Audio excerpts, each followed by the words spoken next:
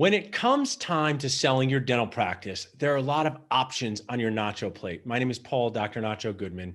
I'm thrilled to be talking with Lane Terrio, CEO of Independence Dental, about some of these creative options and what is a non-DSO DSO and how can Independence help. So Lane, thanks for being here today. If you would share what you do with dentists and a little bit about your daily dental life and how Independence Dental helps dentists, we would love to hear that. Yeah, sure. So my name's Lane Terrio. I'm the CEO of Independence Dental, and thank you for having me, Paul. You know, what Independence is really about is trying to rip up the script from what a traditional DSO is and kind of change how we approach a dental partnership. And what that means for us is taking a little more of a collaborative view of how we work with our partners and really kind of looking to them to say, you know, what has worked for you and what's worked in your market in the past, and kind of drawing on that and allowing that to continue as we partner. I like that. I know dentists. I am a dentist, and we can be sometimes very creative with our dentisting, but not as creative with business. So I just want to pause for a minute and share, as somebody who connects dentists to DSOs, works with DSOs. Traditionally, in a DSO sale, the dentist is staying on for a period of 3 years, and 1 to 3 years, getting most of their money up front, might not have any on the back end. And in this, Independence Dental has a not so ordinary approach, creative approach to this. So we're proud to have you as a key resource and sponsor of what we do at Dental Nachos. How does Independence Dental, what differentiates you guys from the traditional DSO sale? Yeah, sure. So I'd say the biggest thing is that, we really provide our partners with autonomy, and we mean that in not just in a clinical sense, but in a true operating sense, right? And so things that we won't change is things like your computer or how you market yourself. Nice. And actually, we go so far as to actually put that in writing in our contracts. You'll find we have a clause called the normal course of business clause, and that we won't make any changes to the normal course of business the way our clinic was run in the past before we partnered. And I think it's a pretty powerful proposition for folks who are concerned that, how a DSO might behave, once they partner, and we're prepared to make that commitment in writing. And I'm always just a fan of, the right solution for the right dentist at the right time that might look different to dentists at different ages and stages. Now, walk us through, you guys have usually looking to build a relationship for 5+ years. Tell us a little bit about that. Yeah, so typically we partner with folks on a 5-year basis. Our goal is to partner with kind of the best-in-class dentists who've already got sort of a formula working in their market, but maybe need just a little bit of help on the edges and want to kind of pick and choose what they want. So we'll look to our dentist partners to say, hey, where do you need support? If you don't need support at all, that's fine. If you do, here's a suite of services that we provide. We've got a number of vetted service providers that we work with, and we'll introduce you always at least 2, so you can have an option of who to work with and provide support that way, and kind of have the ability to continue on the legacy that you've already established with your clinic. And that's so important. And I was in my dental office yesterday, dentisting full contact arts and crafts on people who don't want to be there. That's pretty much what dentistry is. There's awesome parts, there's annoying parts, but sometimes you feel like crying inside a day, and support's helpful. Support is helpful, right? It's like running a circus. The animals aren't trying to eat you, just slowly annoy you to death. So maybe I have been involved in numerous transitions from traditional private practice to DSO sales, and it's the right solution for the right person at the right time. But what I find unique about what you guys do is you're looking to partner for 5+ years with these dentists, so you want to build together with them. Tell us a little bit about your background in doing this. You've done this with dentists, so tell us a little bit about that.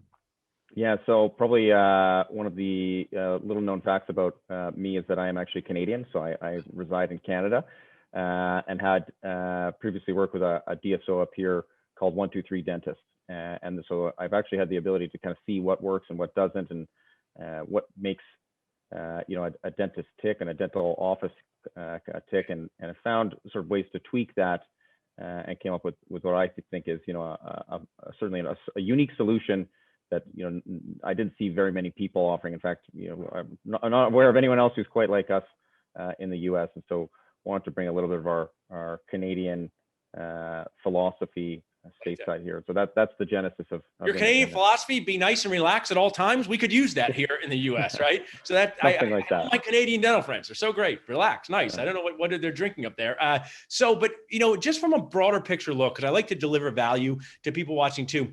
Where did you see a real opportunity in the dental industry to infuse help, right? Because, we have kind of been we have this cave-like mentality, and whether you're running a cave that brings in $3 million a year or $300,000 a year, we're kind of running this one man band or one woman band. I know sometimes we have associates too, but where did you see the ability for a business organization to infuse help while still keeping the doctor or allowing them to be autonomous? Oh, well, I mean, there's a ton of areas. It's very rare that we find a partner who's doing everything perfectly. One area that I know we're getting some very positive feedback from our partners on is PPO negotiation, right? And some folks, we just do a quick study. PPO negotiation, make more money for doing nothing extra. Pretty good deal, right? Basically, that's it. Yeah, I mean, you're bang on, Paul, right? And even in the cases where folks have done a really good job of managing that themselves, we're always able to find some little areas where we can tweak and improve the pricing. So that I'd say that's a big one that we see across the board. And then adding in sort of some of the different procedures or offerings to the clinic. And the one that's really popular these days is all the sleep apnea appliances and helping the dentist to learn how to not only offer that service, but with the billing and getting insurance reimbursement for that too. So that's another one that's been very popular and getting a good uptake in our partnership group. I love both of those things. And what I shared in the maybe middle of my dental career, being a practice owner for 15 years, is that your bandwidth for annoyance gets stretched. So someone might give you a good idea to do sleep apnea, but you're like, I literally have no more brain cells left to do this. So that's why when you can partner with people, and this goes for whether it's a business organization, whether it's a consultant, it's with people who look from outside your box and figure out ways you can be more successful and less stressed out. So as we wrap up, Lane, some of your success stories. I know some of the people are in our Dental Nachos group. You don't have to say their name particularly, but just give us if a dentist was watching thinking, this might sound like it's good for me. I want to work 5 to 10 more years. I have a practice. I know you like practices that already have an associate. It's me and an associate. Share with a success story for a practice like that and what it would look like working with you guys and beyond. Yeah, sure. So there's one practice in particular I'm thinking about, large clinic with a number of associates and sort of a doctor who is more of a manager, right? Somebody who actually wasn't in the mouth and who he should have had a lot of time to work on all of his business. And we actually were able to, just with that PPO negotiation, grow his revenue by over $1 million. That's awesome. So yeah, and he continues to be a major owner in the clinic. In his particular instance, he owns 35% of the clinic. So he's benefiting directly from that as a result of our partnership. So that was an early success that we had coming out of the gates here at Independence. What I would like to do is ABC, always be creative, having Independence Dental as a partner, key resource and sponsor with you guys, sharing your strategies for success. And also what I talk to dentists about is often dentists wait too late to get help, especially business help. So maybe this isn't on your plate for next year, but it might be on your plate for 2 years from now. Maybe you're thinking, I want to work for another decade, but I want to have a partner and it fits for me. So Lane, if people are watching this and they wanted to reach out to you directly, what would be the best way for them to do so? Yeah, sure. I'd say the best way is, go check out our website. It's NON-DSO DSO. From there, there's a simple form you can fill out and have one of our senior executives will contact you. The other way is over email, info@IndependenceDSO.com. I actually receive those emails personally, so don't be surprised if I'm actually the one who responds to you that way. I like that. That's perfect. And we are going to do more and more together at Dental Nachos. You can reach out to us at salsa@dentalnachos.com.